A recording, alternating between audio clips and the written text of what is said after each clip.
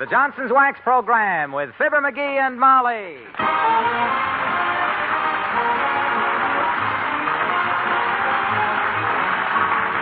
The makers of Johnson's Wax and Johnson's Self-Polishing Glow Coat present Fibber, McGee, and Molly with Bill Thompson, Gail Gordon, Arthur Q. Bryan, B. Benaderet, and me, Harlow Wilcox. The script is by Don Quinn and Phil Leslie. Music by the King's Men and Billy Mills Orchestra.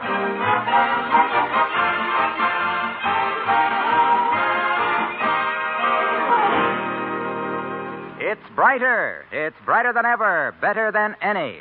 That's the news about the Self-Polishing Floor Wax 1949 Glow Coat. In kitchens from coast to coast, women are finding out that 1949 Glow Coat gives them three major improvements.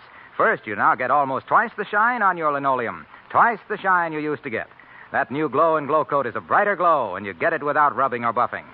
Second, it's a longer-wearing glow. Actually, the fine wax luster of your linoleum lasts almost twice as long, because 1949 Glow Coat covers the surface with a tougher finish. Third, Glow Coat is easier to apply. It spreads more uniformly. In addition, Glow Coat now goes farther. Ask your dealer for the 1949 Glow Coat. It's longer-wearing, easier to apply. And, most important, Glow Coat's got a new glow that makes it brighter than ever, better than any.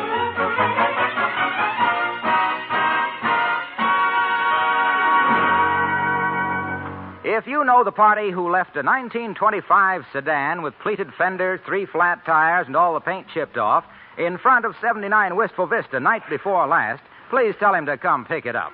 Because out at the curb, looking it over for the 4th time and very annoyed about it, are the people who live at 79, Fibber, McGee, and Molly.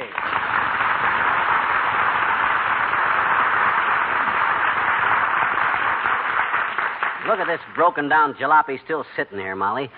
Somebody's got a lot of crust leaving this rusty hunk of busted junk in front of our house. You know, I wouldn't even have known it was an automobile if it didn't have that foxtail on the radio aerial. That ain't even the aerial. That's part of the bumper sticking up. What a heap. Every time I kick this crate, something falls off of it.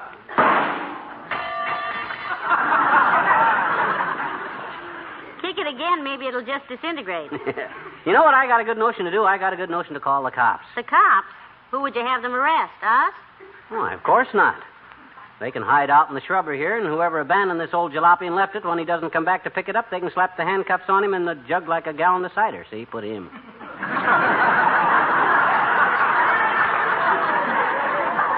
You see? No, I didn't quite get that. It's simple enough. Nobody's going to get away with leaving a pile of junk like this in front of our house. And, hey, do we know this gal coming here? She looks like she's going to speak to us. Oh, yes. We saw her last week, Mickey. Well, good gracious, if it isn't Mr. and Mrs. McGee. Hello, Mr. and Mrs. McGee. I didn't know you lived here, do you? My, it certainly is a small world, isn't it? Just small. Yes? Yes, it is, Mrs. I'll bet you're wondering how I knew your name, because we've never really been properly introduced at all. Not at all. So I just said to Mr. Kramer, you know Mr. Kramer at the drugstore, Kramer's drugstore, oh, did you have an accident with your car? Kramer? Oh, us. Oh, no. No, this isn't our car, Mrs. Oh, the way people drive these days is just awful. I was driving downtown yesterday, and when I pulled out of a safety zone to make a U-turn, a man banged right into my front bumper with his back fender. My front bumper. Well, you can't trust a man driver, sis. Try to dry your nail polish and they think you're signaling for a turn. You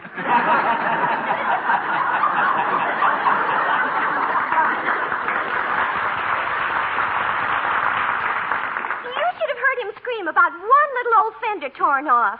But I showed him, I just drove on. It's not my car anyhow, it's my sister Thelma's. And I don't even have a driver's license, so it's not my problem, his fender. Well, I hope Thelma wasn't angry about her bumper. Thelma? My sister Thelma? Do you know Thelma? Oh, no, we don't know her. We just heard you... I must go tell Thelma I saw you. Oh, it's so nice running into old friends this way, and I do wish you'd call me up sometime, Mrs. McGee. I'm in the phone book, you know. The book. Goodbye. Goodbye, Thelma's sister. You know, I'm beginning to look forward to these little visits with her, Molly. It's so soothing to the nerves when she leaves. She is a little garrulous, isn't she? Yeah, talks too much, too. But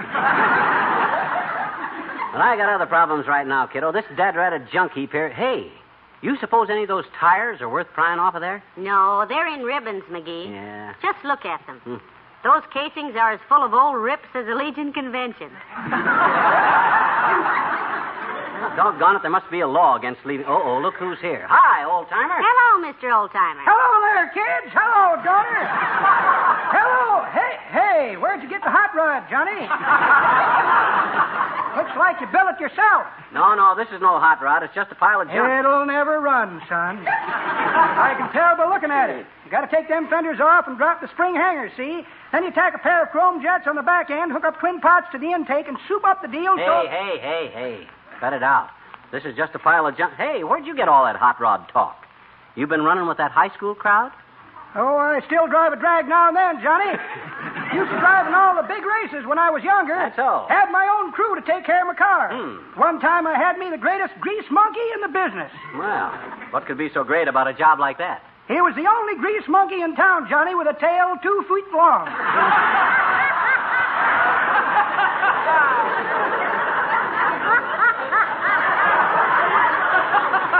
2 foot, that is. Yes, sir, Johnny, I got him from a circus. From a circus? Hey, he used to hang by his tail from the crankshaft and grease all 4 wheels at once.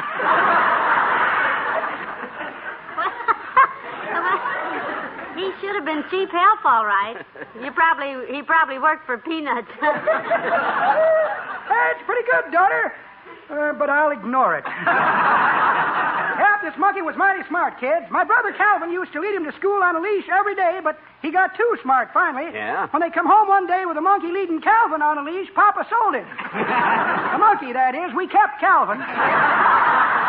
Well, look, that's very interesting, but Yes, sir, like I say, I drove some mighty big races in my day. I mind one time I was racing across country from Jersey City to Albany. A cross-country race. That must have been exciting. Well, I knew it was going to be tough, see? Yeah. So I hunched down in my seat, fixed my eyes on the white line in the middle of the road, and off I went like a bullet. You drove by the line, huh? I never took my eyes off of that line, Johnny, till I wound up 3 days later in Mobile, Alabama. Mobile? My gosh, how could that happen? Optical illusion, kids. The line in the road turned out to be a crack in my goggles.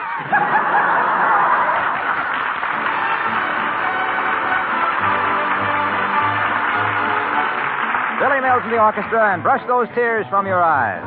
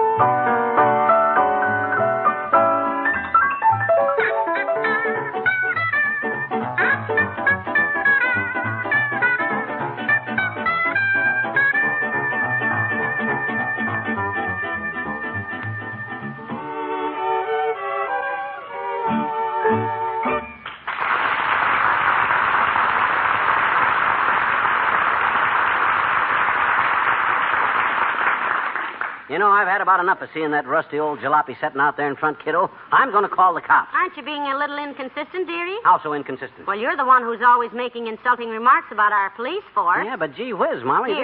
Here's the phone. Call the boys in blue. Okay. It's always the ones who holler Cossack at the cops who are the first to holler copper when there's a noise in the basement. Go ahead. Call them. Oh, I will if you'll pipe down for a minute, Love Boat. All right. Matter of fact, I've changed my mind. I ain't even going to call the cops. I'm going right to the top with this. I'm going to call the trivia. The mayor? Isn't this a rather trivial affair to be called? Hello, operator. Give me the city. Hello, is that you, Mert? Oh, dear. How's every little thing, Mert? Tis, eh? What's that, Mert? Yeah, I want to talk to the mayor. Oh. Give him a ring, will you? Thanks, Mert. McGee, that was the doorbell. Come in. We got a bad connection, Mert. It's full of noises. Clear it up, will you? That's better. Hello? Hello? Hello. Hello. Hey, get off the line, lady. I'm talking to the mayor. Okay, mister. Hello, this you, La Trivia? Yes, this is I. How are you, McGee? Fine, kid. Recognize my voice, eh? Yes. Your voice on the back of your head. McGee, the mayor's right here. Quiet, Molly. I'm talking to the mayor. Hey, La Triv. I got a squawk. You usually have. Well, this is legit, kid. There's been an old wreck of a car left in the street out in front of my place, and I want the city to haul it away. I'll refer it to the proper department, McGee. Is that all? That's all, La Triv. Thanks a lot. Not at all.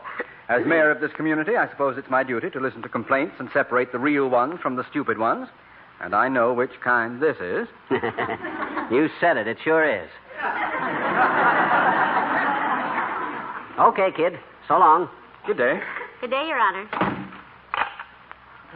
Hey, who just came in? I heard the door slam. Mice, I guess. Well, I just talked to La Trivia at the city hall, kid. He says he's going to... One question, McGee. How long did you say that car had been there? 2 days at least, La Trivia. Oh, thank you. Well, I will say for La Trivia, he's Jerry at the rat hole when it comes to... Hey! Yeah? How'd he get here so quick? My gosh, I just talked to him at the city hall. Huh. I guess I swing more weight down there than I thought. You swing more weight almost everywhere than you think, dearie. Incidentally or not so incidentally, your pants need pressing. Well, I've been very busy, and I haven't had time to sit in them. Hello, Molly. Hi, pal. Hey, have you got relatives visiting here? No, Mr. Wilcox, the last relative we had visiting here was Uncle Dennis. Remember Uncle Dennis, kid? Better known as Half Gainer Martini, the olive diver? Now, McGee, don't pick on Uncle Dennis. After all, he has a heart of gold. Well, he must have a nickel-plated liver, too. Why'd you ask, did we have any visitors, Junior? Well, I just thought if that old junk car out there belonged to somebody you know, I'd keep my mouth shut. That was very tactful of you, Mr. Wilcox, but we don't know who left it there, and McGee has already put in a complaint to the city about it. Somebody had a lot of nerve using the street in front of our house for a junkyard. Oh, well, you know how some people are, pal. No feeling for appearances. Yeah. They don't keep up with things. I heard the other day of a woman in Pennsylvania who still uses an old-fashioned mop and scrub brush on her linoleum. No. That's ridiculous. You're just making that up. No, really. One of our salesmen in Pennsylvania is sending me photographs of this woman actually scrubbing her linoleum. You mean she never heard of? Apparently not. Well. And when our man showed her and her husband how to use Johnson's self-polishing glow coat with the new glow, and how easy it was, and how it dried in 20 minutes or less to a lovely protective gloss without any rubbing or buffing, you know what she did? No. She took the shotgun down off the deer antlers and shot him in the leg. Oh. She shot a wax salesman? Why, that's a misdemeanor. Yeah, it's at least disorderly misconduct. No. No. She didn't shoot the salesman. She shot her husband. Well, she'll have to learn to control those urges, and I speak as one who knows. Well, why did she shoot her husband, Junior? Because he'd always known about Johnson's self-polishing glow coat and had never told her about it. He was afraid if her housework was too easy, she'd have too much leisure to read the catalogs and get to wanting things. Well, good for her. He had it coming. Yeah. Then she sent her husband to the hospital, glow-coated her linoleum again, just for the fun of it, and spent the rest of the week ordering stuff out of the catalog with his $300 accident insurance. Well, I've got to get along. Got to meet my cousin, Big Blowhard Wilcox. Big Blowhard Wilcox. What does he do, Junior? He's a glass blower. He's making me a 40-gallon aquarium. Oh? My guppies just had puppies. See you later.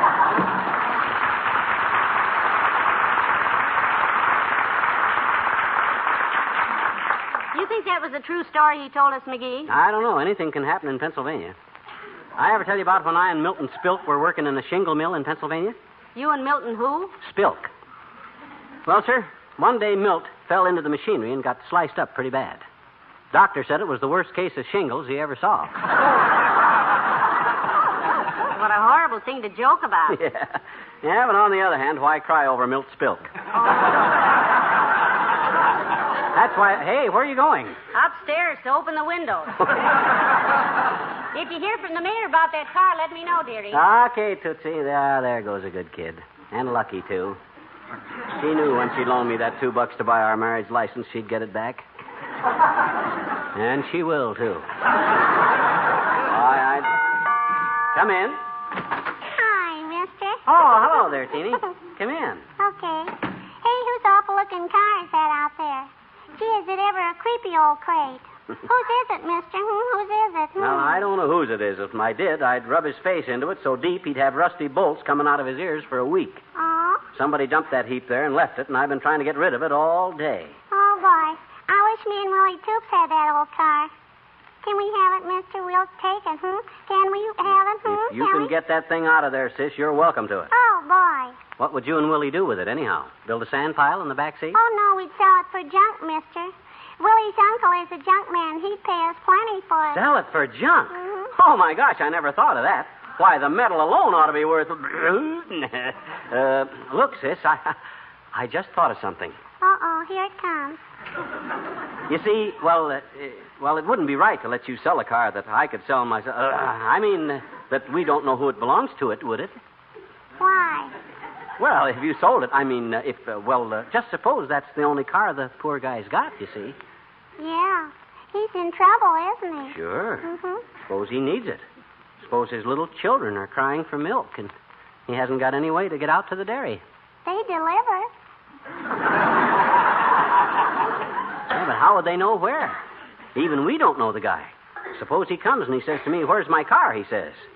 And I says, "I gave it to Teeny. She sold it for junk to Willie Toops' uncle," I says. Why, the poor guy would be heartbroken. Gee, mister, you sure tell it sad. I couldn't take that poor man's car. His little children. No milk. Good. Now you run along and... I'll stay till he comes after it, mister. I got a nickel. I'll give it to him for milk for his children. No. That's very sweet of you, Teeny, but, well, you don't have to stick around. I can wait. I'll wait all day. I'll give him my nickel. Look, sis, that's a very sweet thought, but, well, I got a phone call to make. Here, why don't you take this buck and go down to Kramer's drugstore and slug yourself some sodas? Well, since you put it that way, okay. Yeah. Thank you, Mr. McGee. And here, this is for you. You'll need this. Me? What is it? A business card. Huh? Willie Toops' uncle, a junk man. Oh. He'll come right over when you call him as soon as I get out of the house. And me and Willie get a cut on all the business we throw him. So long, mister. Why, that little... Oh, well. There's the phone. Here's where I make my...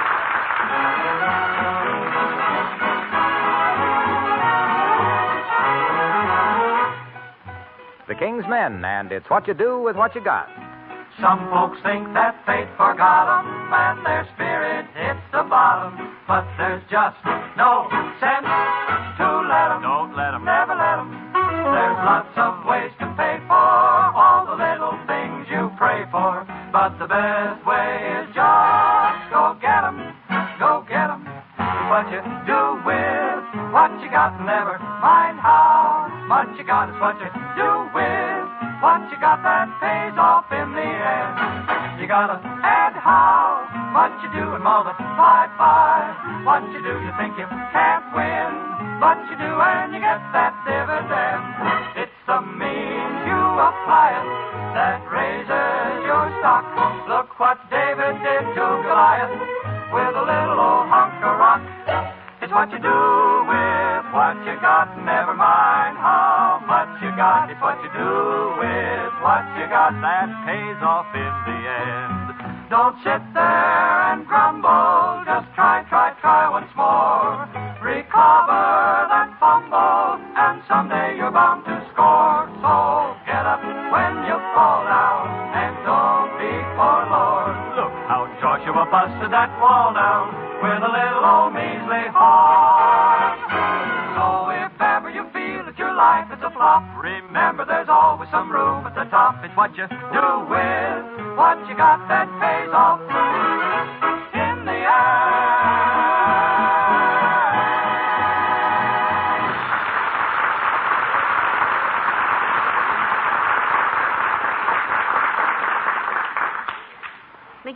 staring out the front window for 20 minutes. Has someone come for the old jalopy, I hope? Not yet, but somebody's gonna. Good. Who is it? A junk man, kiddo. Bright idea of mine that's not only going to unclutter our curb, but also pay us enough cash dough to take us to dinner and a movie and maybe buy you a new Easter bonnet. McGee, how wonderful. Yeah. You think of the most amazing things, eventually.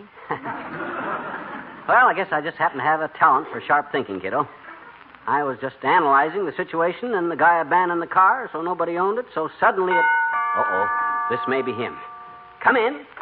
Molly, I just saw the car. When was the accident? What did he hit? Is he badly hurt? Why didn't you call me the minute... Hey. Take it easy, fee-hungry. I'm okay. I'm not hurt. Get that we'll operate in the morning look out of your eye and relax. Oh, fine. Not a scratch on him. It's even worse than I thought. Well, if you were looking at that heap out in front, Doctor, that underslung fright that looks like it was slung under a freight, that isn't even our car. Somebody abandoned it there. Well, I'm a little relieved, kids. When I saw that thing out front, I thought, well, this is it. Little Paper Brain has finally met somebody more lead-footed and pig-headed than he is. Now, Doctor, he doesn't have such a heavy foot. Oh, no? I was with him when he bought his last car, and I noticed that by the time we got home, all the horsehair in the upholstery had turned white.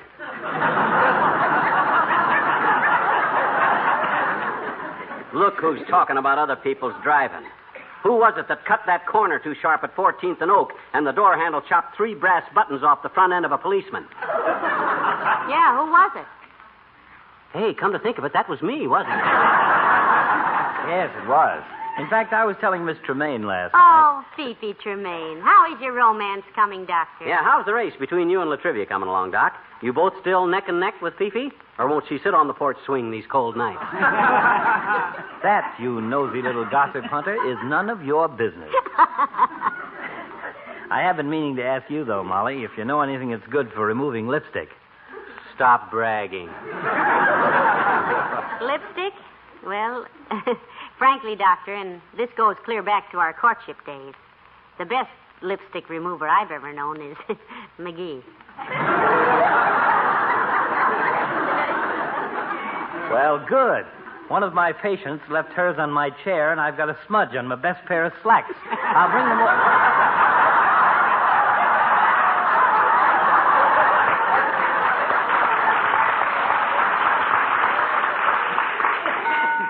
Oh, that's for me, kiddo. I'm expecting a guy. I'll be right back, Doctor. Oh, I'll miss you, yes. No kidding, Molly. When I saw that twisted-up pile of antique metal out there, I was really worried. I thought McGee had gone to sleep at the wheel and driven under the first 6 elephants of a parade. No, Doctor, we don't even know who left it here, more's the pity. If I did, I'd give him a piece of my mind that would... Well, that's that, kiddo. I got rid of that jalopy, and the guy paid me $27.50 for it. $27.50. Yeah. I asked for $35, and he offered me $30, so as long as we were only $5 apart on the deal, we split the difference at $27.50.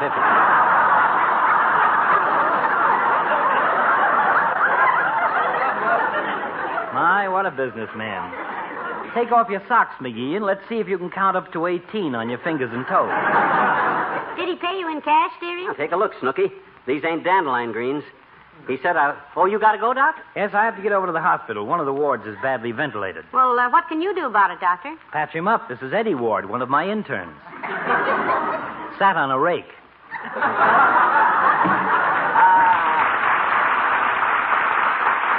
Good old Doc.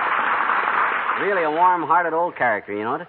You notice how sympathetic he got when he thought there was a chance to do a little embroidery on my rose petal skin? I think he was genuinely perturbed when he saw that old wreck out there, though, dearie. What did the junk man say when he... Hey, did I walk over here or did I drive? You drove, Doctor. I saw your car pull up. Well, it's gone now. Let me use your phone to report this to the police. Oh, my gosh. Hey, Fatso. Yeah? I told that junk man to take the car to the left of the driveway. I meant to the left as you face the street. He must have taken the wrong car. Oh, my gosh. Wait a minute, you little bandit. You mean you sold my car to that junk man? Well, chase him. Get him back. Get him over. Hurry, McGee, before they break it up for junk. I can't. I don't know where his junkyard is. Well, what's his name, stupid? Think. Hurry up. I can't. I don't know his name. I gave his business card back to him because he said it was the only one he had. This is terrible. Where'd you get his card, McGee? From the little girl across the... Hey, wait a minute. Hey, Teeny. Hey, sis. Come here a minute. Hi, mister. What What you want? What you want? Look, sis, get this. It's important. What's the name of Willie Toops' uncle? The junk man you told me about. What's his name? Why, mister? Because he took my car by mistake, little girl, and if I don't get it back, it'll cost Mr. McGee $1,000. Oh, boy. Hey, Willie, come here a minute. There's a deal cooking. Well, Mr. McGee, let's talk business.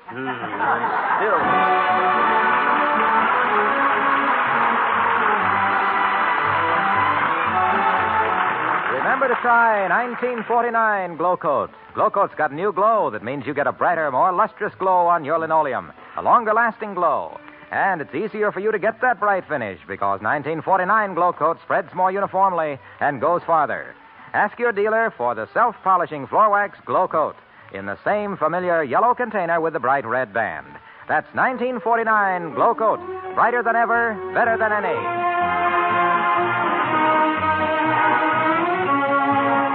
Well, thank goodness Dr. Gamble got his car back before they did anything to it, dear. Yeah, and just in time, too. You know, the junk man was a patient of Doc's, and his wife was expecting a baby any minute. Oh, really? Yeah, so when they located Doc's car, the junk man jumped in it and delivered Doc right to the hospital himself.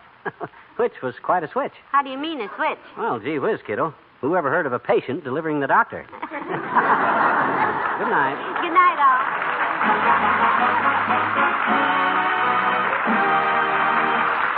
The makers of Johnson's Wax and Johnson's Self-Polishing Glow Coat, Racine, Wisconsin, and Brantford, Canada, bring you Fibber, McGee, and Molly each week at this time. Be with us again next Tuesday night, won't you?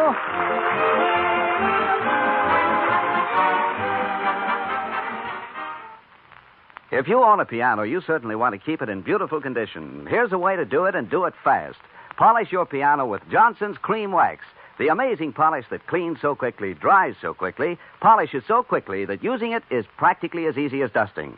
A couple of minutes, that's all the time it takes to do the job. Because Johnson's Cream Wax not only cleans in a moment, it dries in a moment, and it polishes in a moment to a hard, satin-smooth finish with no sticky oil left to catch dust. Tomorrow, ask for Johnson's Cream Wax, the fastest wax polish you can buy.